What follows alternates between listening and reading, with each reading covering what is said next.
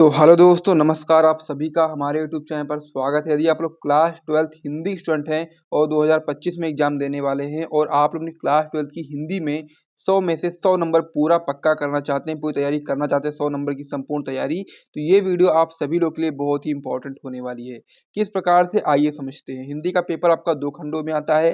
पहला खंड होता है आपका खंड का, जो कि आपका 50 नंबर का आता है, और दूसरा खंड होता है आपका खंड खा, जो कि आपका 50 नंबर का आता है। दोनों खंडों को यदि आप लोग कर लेते हो तो आपकी 100 नंबर की तैयारी संपूर्ण रूप से कह सकते हो आप लोग पूरी हो जाएगी। तो उसी को हम लोग पूरा करवा रहे हैं। खंड का के जो आपका क्वेश्चन होता है, इसमें का पहला क्वेश्चन होता है हिंदी गद्य का विकास से आपके बहुविकल्पी प्रश्न आते हैं 5, और काव्य साहित्य के विकास से 5 बहुविकल्पी प्रश्न आते हैं। टोटल आपका 10 नंबर का एक क्वेश्चन होता है, जो कि हम लोग ऑलरेडी कंप्लीट कर चुके हैं।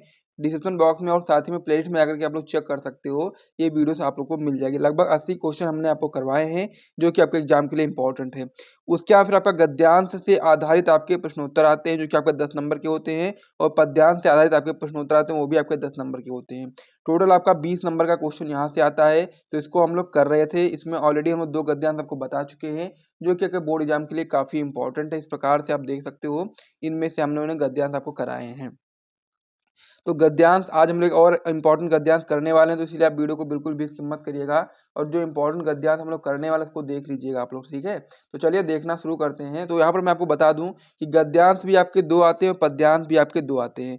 दोनों में से जो आपको अच्छे तरीके से आता हो वही आपको करना होता है अपनी बोर्ड परीक्षा की कॉपी में। तो इसीलिए मैं आपको यहाँ पर जितने भी गद्यांश बता रहा हूँ, यदि आप सारे को तैयार कर लेते हो तो उसमें से आपका एक तो जरूर ही फंसेगा, दोनों भी फंसेंगे। लेकिन अगर मान लीजिए अगर दोनों नहीं भी फंसा तो भी आपका एक तो जरूर ही देखने को मिल जाएगा। ये चीज आपको यहाँ पर मान करके चलना है। तो चलिए अब हम लोग इसमें तीसरा गद्यांश जो आपको बताने वाले उसको मैं आपको बता दूं। इससे पहले हम लोग 2 करवा चुके हैं। यदि आप लोगों ने अभी तक नहीं देखा है तो प्लेलिस्ट में आकर के आप लोग देख सकते हो। उसके अलावा यदि आपको इस प्रकार से नोट्स वगैरह चाहिए, पीडीएफ वगैरह, तो आप लोग हमारा सक्सेस बैच के साथ में टॉपर बैच भी ज्वाइन कर सकते हैं, जिसका चार्ज आपका टॉपर ग्रुप का जो चार्ज है वो आपका 499 रखा गया है, जिसमें आपको ऑल सब्जेक्ट के नोट्स और इंपॉर्टेंट क्वेश्चन आंसर दिए जाते हैं। और सक्सेस बैच का चार्ज आपका मात्र 100 रुपीज रखा गया है, जिसमें आपको इंपॉर्टेंट क्वेश्चन आंसर प्रोवाइड कराए जाते हैं। जिसको भी ज्वाइन करना होगा, आप सभी लोग डिस्क्रिप्शन बॉक्स में आपको हमारा व्हाट्सएप मिल जाएगा, वहां से आप लोग निकाल करके ज्वाइन कर लेना। तो आज हम लोग जो गद्यांश करने वाले उसको आइए मैं देख लेता हूँ।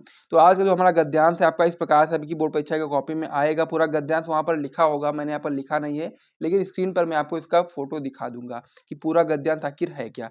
तो इसी प्रकार से आपको गद्यांश अपनी कॉपी में लिखना है। यानी कि कॉपी में कैसे लिखोगे आप लोग, पूरा गद्यांश आपको नहीं उतारना भी बोर्ड परीक्षा की कॉपी में। उसमें केवल आपको शुरुआत की कुछ लाइन लिखनी है, और फिर डैश डैश करके लास्ट में जो आपका वर्ड आता है 2-3, उनको आपको यहाँ पर कर देना इस प्रकार से कि माता अपने सब पुत्रों को डैश डैश डैश सुध हमें लेनी चाहिए। इस प्रकार से आपको यहाँ पर अपनी कॉपी में लिखना है। उसके बाद फिर क्वेश्चंस को देखना अपनी पेपर से, और फिर हर एक क्वेश्चन का उत्तर आपको नीचे लिखते हुए जाना है। 5 क्वेश्चन आएंगे, 5 क्वेश्चन, हर एक क्वेश्चन के लिए आपको 2 नंबर दिया जाएगा। टोटल आपका 10 नंबर का ये हो जाता है। तो इस प्रकार से आपको ये समझ में आ गया होगा। तो चलिए आप लोग इसका जो गद्यांश है मैं स्क्रीन पर आपको लगा दिया था, आपने देख ही लिया होगा। अब इसके उत्तर को हम लोग देखना शुरू करते हैं। पहला क्वेश्चन आपका इसमें दिया गया है कि माता अपने सब पुत्रों को किस भाव से चाहती है।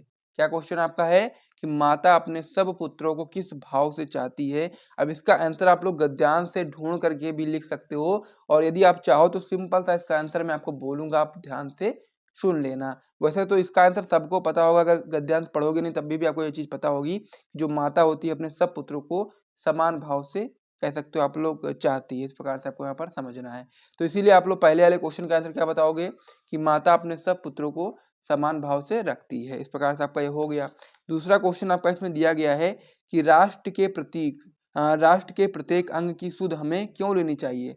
क्या क्वेश्चन आपका है, राष्ट्र के प्रत्येक अंग की सुध हमें क्यों लेनी चाहिए, ये चीज आपको इसमें बताना है। तो इसमें आप बताएंगे कि राष्ट्र के सभी अंगों को साथ लेकर चलना अनिवार्य है, किसी को छोड़कर कोई राष्ट्र आगे नहीं बढ़ सकता है। ये चीज आपको यहाँ पर मानना है कि राष्ट्र के जितने भी आपके अंग हैं, जितने भी आपके वर्ग हैं, जितने भी आपकी चीजें हैं, सभी चीजों को यदि आप लोग साथ में लेकर के बढ़ोगे तभी आपका जो राष्ट्र है वो आगे बढ़ पाएगा। अगर आप साथ लेकर के नहीं बढ़ोगे, किसी को छोड़ करके चलोगे, तो आपका राष्ट्र आगे नहीं बढ़ेगा। कुछ चीजें आगे बढ़ेंगी जरूर, लेकिन जो आपका राष्ट्र है वो आपका पीछे रह जाएगा।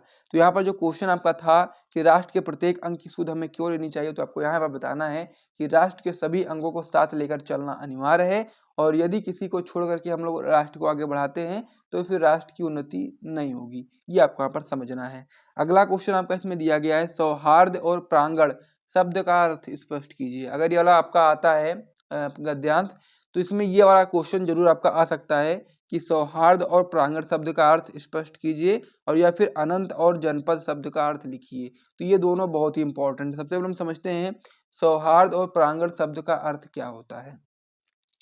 उत्तर में आप लोग बताएंगे कि सौहार्द का अर्थ होता है आपका सच्चे हृदय वाला, और जो प्रांगण होता है उसका अर्थ होता है मैदान अथवा क्षेत्र।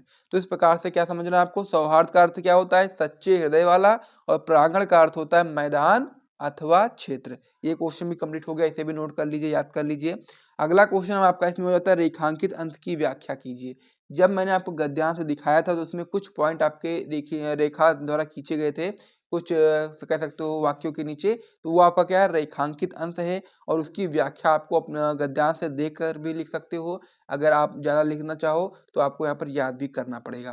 तो क्या बताएंगे रेखांकित अंश की व्याख्या में, आप बताओगे कि पृथ्वी का विस्तार अनंत है। क्या है, पृथ्वी का विस्तार अनंत है, और पृथ्वी पर निवास करने वाले असंख्य लोग हैं, जैसे नगर, जनपद, पुर, गांव, जंगल और पर्वत अनेक प्रकार के लोगों से भरे हुए हैं। ठीक है, यानी कि जो पृथ्वी का विस्तार है वो बहुत ज्यादा है, बोल सकते हो आप लोग अनंत है, और पृथ्वी पर निवास करने वाले असंख्य लोग, यानी कि पृथ्वी पर निवास करने वाले लोगों की संख्या को गिना नहीं जा सकता है, बहुत ही ज्यादा लोग निवास करते हैं।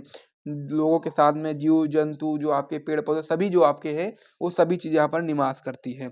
जैसे कि जो नगर हो गया, जनपद हो गया, पुर हो गया, गांव हो गया, जंगल हो गया, पर्वत हो गया, आदि अनेक प्रकार के जो चीजें हैं वो लोगों से भरे पड़े हैं। ये चीज आपको यहाँ पर समझ रहा है।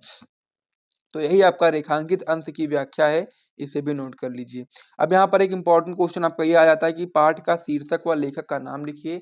तो गद्यांश में आपको ये चीज पता होनी चाहिए, ये आपका यहाँ पर बहुत ही इंपॉर्टेंट होता है, और ये आपके नंबर, आपको कह सकते हो कि आपको अगर अच्छे नंबर लाने हैं तो याद करना ही पड़ेगा।